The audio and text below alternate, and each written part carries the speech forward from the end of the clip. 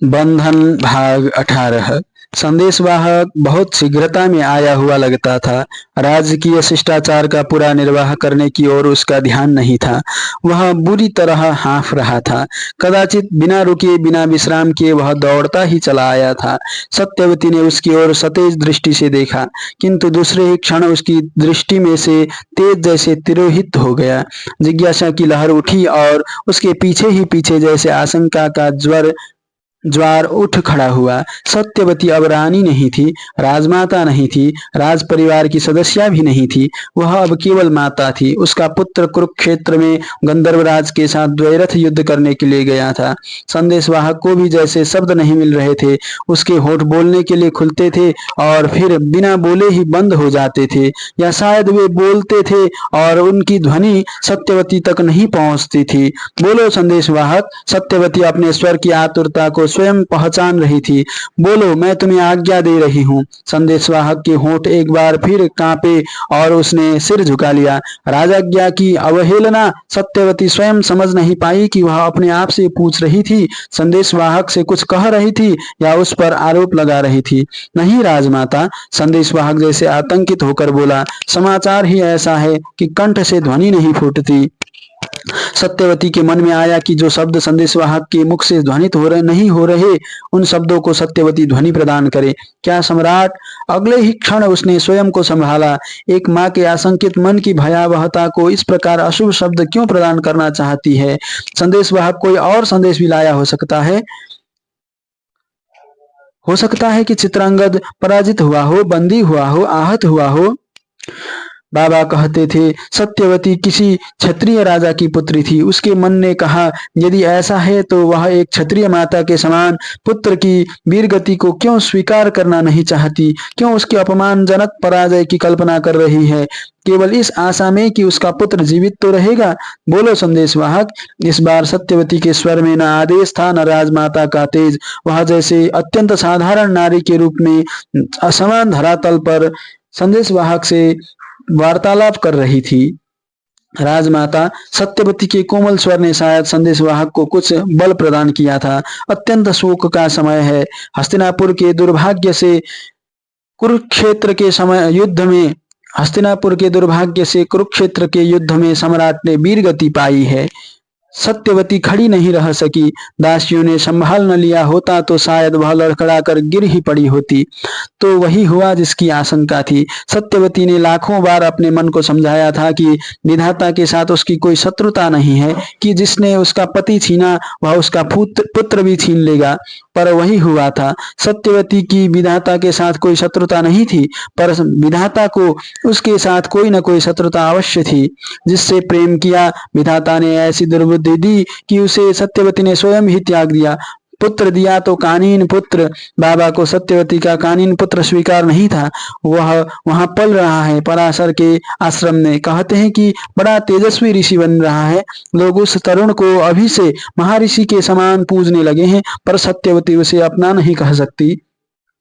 वह सारे समाज का है, सारे आर्यावर्त का है, पर सत्यवती का नहीं है। और जो पति मिला वह चाहे वृद्ध ही सही, उसे भी विधाता ने छीन लिया। और अब चित्रांगद। सत्यवती के मुख से रुदन का चित्कार फूट चला। यह संकेत था या आदेश? सारे राजप्रासाद में करुण चित्कार उमड़ चले। चेतना जागी। अब क्या रह गया है उसके पास? विचित्र वीर यही तो। 12 वर्ष का एक कोमल सा निरीह राजकुमार। चित्रांगद जितना उग्र था, विचित्र वीर उतना ही उग्रता शून्य। चित्रांगद सदा खड्ग भांजता रहता था, तो विचित्र वीर्य को कदाचित कभी याद ही नहीं रहता था कि उसकी कटी में एक खड्ग भी बंधा है। उसका समय तो योद्धाओं में नहीं, दासियों में ही कट जाता था। सत्यवती का हृदय जैसे अकस्मात ही डूबने लगा। यही एक बालक रह गया था। राजा शांतनु का देहांत हुआ था तो चित्रांगद इतना समर्थ तो था ही कि वह भीष्म से कह सका कि वह अपनी माता को संभाल सकता है। उसके प्रखर छात्र तेज के सामने जैसे भीष्म हतप्रभ होकर शून्य में विलीन हो गया था। सत्यवती ने सुना था कि वह गंगा के पार कहीं कुटिया बनाकर तपस्या कर रहा था, पर अब अब सत्यवती की रक्षा के लिए शेष था यह विचित्र वीर्य, जो आंख उठाकर भीष्म की ओर देख भी नहीं पाएगा। सत्यवती ने यह भी सुना था कि हस्तिनापुर की राजसभा से लगातार भीष्म को संदेश भेजे जा रहे थे कि वह आकर राज्य संभाले। यदि भीष्म ने प्रजा के हित का बहाना बनाकर हस्तिनापुर का राज्य हस्तगत कर लिया तो फिर उसे विवाह करने में भी कौन रोकेगा, और यदि उसने विवाह किया तो उसकी पत्नी वास्तविक राजकुमारी किसी शक्तिशाली राजकुल की कन्या सत्यवती को, एक केवट की पुत्री को इस राजप्रासाद में टिकने देगी क्या? वह अपने पुत्र के युवराजत्व के मार्ग में आने वाले इस कोमल विचित्र वीर्य को जीवित रहने देगी क्या? क्यों नहीं अपने मार्ग के कंटक को वह सदा के लिए समाप्त कर देगी? आखिर भीष्म हस्तिनापुर के वास्तविक युवराज को भी तो सत्यवती ने अपने व्यवहार से अपना राज्य त्याग कर गंगा पार कहीं कुटिया बनाकर रहने के लिए बाध्य किया ही था। यदि भीष्म अपनी इच्छा से लौट आया या हस्तिनापुर की राजसभा उसे लौटा लाई तो इस बार न विचित्र वीर्य बच पाएगा न सत्यवती। क्यों न सत्यवती विचित्र वीर्य को लेकर वहां से भाग जाए, यमुना के तट पर या यमुना के पार अपने बाबा के पास। उसके पास हस्तिनापुर का राज्य नहीं रहेगा, वह राजमाता नहीं रहेगी, उसका पुत्र युवराज नहीं रहेगा, पर वे दोनों जीवित तो रहेंगे, सुरक्षित तो रहेंगे।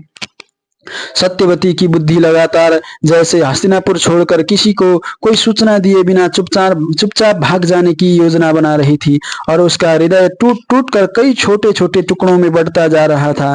क्या इसलिए उसने विवाह किया था वृद्ध शांतनु से कि वह अपने पुत्र के प्राणों की रक्षा के लिए राज्य, धन संपत्ति सब कुछ छोड़कर भाग जाए? तो फिर ऋषि पराशर ही क्या बुरा था? संतान की ही ममता थी तो वह नन्हा कृष्ण द्वैपायन ही क्यों अग्राह्य था? यदि तब सत्यवती बाबा के लोभ और अपनी महत्वाकांक्षाओं के तर्क जाल में न फंस गई होती तो अपने कमल वन में अपने तपस्वी पति और आश्रम में पलने वाले अपने बच्चों के बीच सुखी न होती। पति का प्रेम तो उसे उसका तापस भी दे सकता था, और वात्सल्य सुख के लिए कृष्ण और कृष्ण जैसी अनेक संतानें उसने अपना वह सारा सुख त्यागा था राज्य वैभव के लिए। और आज वह सोच रही है कि राज्य को त्याग कर चुपचाप निकल जाए। परिचारिका ने आकर हाथ जोड़े, राजमाता, महामंत्री और आचार्य वसुहूति राजमाता के दर्शनों के लिए पधारे हैं, आने दो। सत्यवती के मुख से मात्र अभ्यासवश निकल गया, और अगले ही क्षण उसका मन हुआ कि वह चीख कर कहे कि मुझे किसी से मिलना नहीं है, मुझे किसी से नहीं मिलना है। मैं किसी महामंत्री, आचार्य व सेनापति से नहीं मिलना चाहती। पर तब तक महामंत्री और आचार्य कक्ष में प्रवेश कर चुके थे। महामंत्री ने प्रणाम किया। आचार्य आशीर्वाद देकर बोले, राजमाता, अत्यंत शोक का समय है, किंतु दैव ने हमें शोक मनाने का भी अवकाश नहीं दिया है। अत्यंत संकट का काल आन उपस्थित हुआ है। हस्तिनापुर की जो सेना सम्राट के रहते हुए कुरुक्षेत्र में गंधर्वराज को रोक नहीं पाई, वह पराजित सेना सम्राट की अनुपस्थिति में गंधर्वराज को हस्तिनापुर में भी नहीं रोक पाएगी। गंधर्वराज यदि हस्तिनापुर पर चढ़ आया तो हमारे पास ऐसा कोई उपाय ही नहीं है कि हम उसका सामना कर सके। ऐसी स्थिति में हमें नगर द्वार खोलकर उसका स्वागत करना होगा और प्रजा को उसकी दया पर छोड़ देना होगा। नहीं, सत्यवती के मुख से अनायास ही जैसे चित्कार फूटा। उसने तो और कुछ सोचा ही नहीं था, वह तो बस एक भीष्म के ही विषय में सोच रही थी। उसे तो अपना एकमात्र शत्रु भीष्म ही दिखाई दे रहा था। उसने यह क्यों नहीं सोचा कि प्रत्येक राजा राज्य लोलुप होता है, वह अपने राज्य के विस्तार का इच्छुक होता है। गंधर्वराज यदि सम्राट चित्रांगद से युद्ध कर रहा था तो मात्र क्रीड़ा नहीं कर रहा था, उसके पीछे कोई लक्ष्य भी था। अपने पार्वत्य प्रदेश को पीछे छोड़कर वह मैदानी क्षेत्र में नीचे उतर आया था और 3 वर्षों से अनवरत उसकी सेनाएं हस्तिनापुर की राजकीय सेनाओं से टकरा रही थी। तो किसी लोभ से ही तो। धिक्कार है सत्यवती की बुद्धि को कि शस्त्र परिचालन करते, युद्ध की विभीषिका फैलाते, हत्याएं करते हुए गंधर्वराज जैसे उस प्रत्यक्ष शत्रु को उसने नहीं देखा, और गंगा तट पर तपस्या करते हुए उसने रीह शत्रु भीष्म के चारों ओर वह मकड़े के समान अपना विचारों का जाला बुनती रही। राजमाता, इस बार महामंत्री ने कहा, राज्य की रक्षा हमारा पहला कर्तव्य है, इसलिए इस शोक के अवसर पर भी हम प्रमाद नहीं कर सकते। हमें हस्तिनापुर की रक्षा के लिए कुछ न कुछ करना ही पड़ेगा, अन्यथा न केवल गंधर्वराज की हस्तिनापुर पर चढ़ आने की संभावना है, वरन मुझे तो अपनी सीमाओं पर पांचालों और मत्स्यों के भी शस्त्र चमकते दिखाई पड़ते हैं। राजमाता, जिस स्थान से भूमि नीचे धंस जाती है, वहां चारों ओर से पानी बहकर आ जाता है। वही स्थिति राज्य की है। राज्य सैनिक दृष्टि से दुर्बल हो जाए तो चारों ओर को से राजाओं की सेनाएं जल के समान बहकर वहां एकत्रित होने लगती हैं। सत्यवती के अश्रु जैसे सूख गए। उसने अपनी आंखें पूरी तरह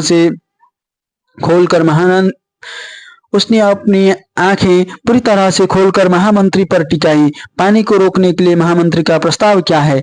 या तो भूमि को मिट्टी पाट कर ऊंचा करना होगा या उसके चारों ओर एक ऊंची प्राचीर बनानी होगी। दोनों में से उत्तम क्या है? उत्तम तो भूमि का ऊंचा उठना ही है, किंतु उसके लिए समय भी चाहिए और साधना भी। महामंत्री बोले, जब तक हम साधन जुटाएंगे तब तक तो यहाँ जल प्लावन हो जाएगा, इसलिए हम तो तत्काल प्राचीर बनाने की बात ही सोच सकते हैं। प्राचीर बनाने के साधन है राज्य के पास। प्राचीर तो बनी बनाई तैयार खड़ी है राजमाता। महामंत्री बोले, केवल उसको चलकर हस्तिनापुर तक आने के लिए तैयार करना है। कौन? भीष्म। सत्यवती के मन में उसके अपने ही शब्दों ने एक धमाका कर दिया। राजमाता ने ठीक पहचाना। महामंत्री की मुद्रा शांत थी, किंतु वे प्रसन्न लग रहे थे। राजकुमार का इस भय में वितराग होना न कुरुवंश के लिए अशुभ है और न हस्तिनापुर राज्य के लिए। इस समय कुरुवंश और हस्तिनापुर राज्य दोनों के ही इतने असुरक्षित और असहाय हो रहे हैं कि उनके भविष्य को लेकर हम सब चिंता पीड़ित हो उठे हैं। और यह सब राजकुमार देवव्रत भीष्म जैसे महायोद्धा के वर्तमान रहते हुए हम जानते हैं कि उन्हें राज्य का मोह नहीं है, किंतु पिता के न रहने पर माता और भाई की रक्षा और पालन का दायित्व तो उन्हें ही संभालना चाहिए, उन्हें ही निभाना चाहिए। उन्हें राज्य की आसक्ति न हो, किंतु उन्हें धर्मासक्ति तो है। माता और भाई के रक्षण और पालन पोषण का धर्म त्याग तपस्या द्वारा वह किस धर्म की साधना कर रहे हैं? कुरुवंश और हस्तिनापुर के राज्य की रक्षा उनका सर्वप्रथम धर्म है। सत्यवती के मन में 49 प्रबंधन चल रहे थे। वह महामंत्री से कहना चाहती थी कि वह कुछ समय के लिए चुप हो जाए और उसे अकेली छोड़ दे। वह सोचना चाहती थी, जानना चाहती थी, किसी से पूछना चाहती थी, पर यह बूढ़ा महामंत्री था कि बोलता ही जा रहा था और अपने इस वाणी प्रवाह के साथ उसके मस्तिष्क को भी भगाए लिए जा रहा था। न थमने देता था, न सांस लेने देता था। भीष्म हस्तिनापुर में आ जाए तो हस्तिनापुर की सेना गंधर्वराज को पराजित करने में समर्थ हो जाएगी। सत्यवती जैसे प्रश्न नहीं पूछ रही थी, अपने मुख से उच्चारित होने वाले निर्णय को पीछे धकेल रही थी, टाल रही थी। शोक का काल था, इसलिए महामंत्री हंसे नहीं तो उनकी मुद्रा कदाचित अट्टहास करना चाहती थी। राजकुमार भीष्म हस्तिनापुर में आ जाए और कुरुसेना का संचालन स्वीकार कर ले तो हम गंधर्वों की ही नहीं गंधर्वों, पांचालों और मत्स्यों की सम्मिलित सेना को एक ही बार में धराशायी कर सकते हैं। महामंत्री तनिक रुककर बोले, राजमाता, सत्य यह है कि राजकुमार के हस्तिनापुर में पग धरते ही गंधर्वराज पर्वतों को फलांगता हुआ अपनी राजधानी में जा छिपेगा, जैसे कोई भीत मूषिक समर्थ शत्रु देखकर अपने बिल में जा घुसता है, और पांचाल तथा मत्स्य अपनी राजधानी से बाहर निकलने का साहस भी नहीं करेंगे। महामंत्री सत्यवती को ढाढ़स दे रहे थे, उसका मनोबल बढ़ा रहे थे और सत्यवती को लग रहा था कि उसका मन जैसे धरती में धंसता जा रहा था। इतना समर्थ और शक्तिशाली है भीष्म जो उसका शत्रु है। वह शक्तिशाली शत्रु अपनी इच्छा से उन लोगों से जो दूर जा बैठा है और सत्यवती सुरक्षित है, और अब यह महामंत्री उस शत्रु को हस्तिनापुर में ला बसाना चाहता है। इस कार्य में विलंब नहीं होना चाहिए राजमाता। सत्यवती को लगा कि महामंत्री में जैसे उसके मन को पढ़ने की क्षमता है। वह देख रहा है कि सत्यवती के मन में क्या है, शायद इसलिए वह उसके भीष्म विरोध को कम करने के लिए अपने प्रयत्न में और भी उग्र हो गया है।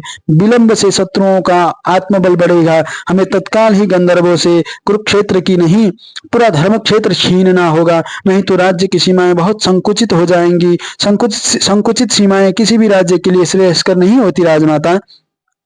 महामंत्री ने रुककर सत्यवती की ओर देखा। आदेश दे राजमाता। क्या बुलाने से भीष्म आ जाएगा? राजमाता, आदेश दे। महामंत्री ने आग्रह किया।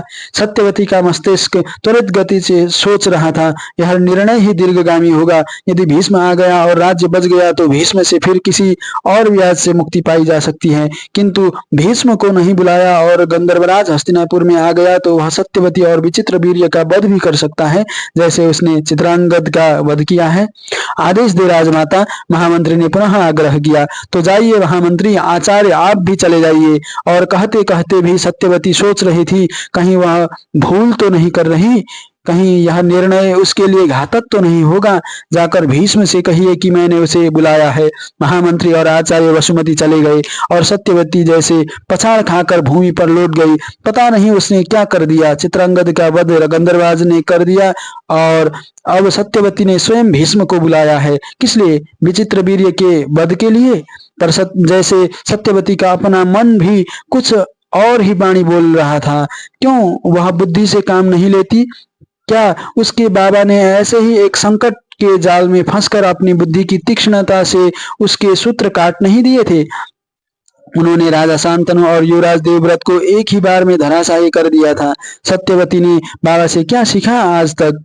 क्यों वह भीष्म की प्रतिज्ञा को तलवार के रूप में धारण कर उसके प्रहार से भीष्म को हस्तिनापुर से दूर भगाए हुए है? क्यों वह उसकी प्रतिज्ञा को अपना कवच नहीं बनाती? क्यों वह शत्रु के प्रत्येक वार को भीष्म की प्रतिज्ञा रूपी ढाल पर नहीं रोकती? सत्यवती इतने वर्षों तक बाबा के साथ रही, कुछ तो सीखा होता उनसे। छोटे से केचुए को बंसी में लगाकर केवट लोग बड़े बड़े मत्स्यों को बांध लगाते हैं। यदि यह केचुए के डर से बड़ी मछलियों को दूर भगाते रहेंगे तो अपना पेट कैसे पालेंगे?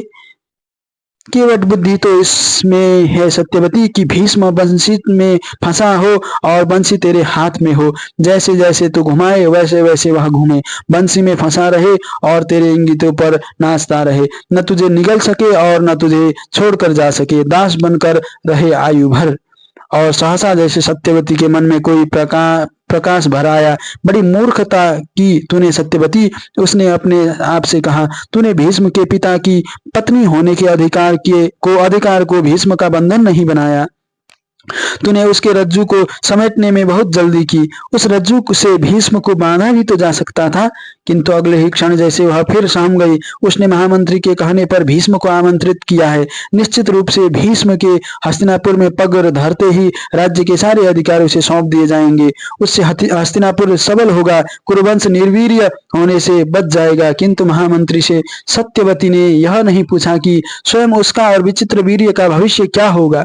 निष्कासन विचित्रवीर्य की हत्या पर यह सब पूछने का अब अवसर नहीं था। जो कुछ होना था वह तो हो चुका। अब तो जो सामने आएगा उसे देखना होगा, झेलना होगा। सत्यवती कहीं अपनी बाबा की बुद्धि और धैर्य पा जाती तो वह विचित्र वीर्य को केचुए के समान उस महामत्स्य के सम्मुख डाल देगी। देखना यह है कि यह महामत्स्य केचुए को निगल कर चल देता है या उसके मोह में बंद कर बंसी के संकेत पर नाचता है।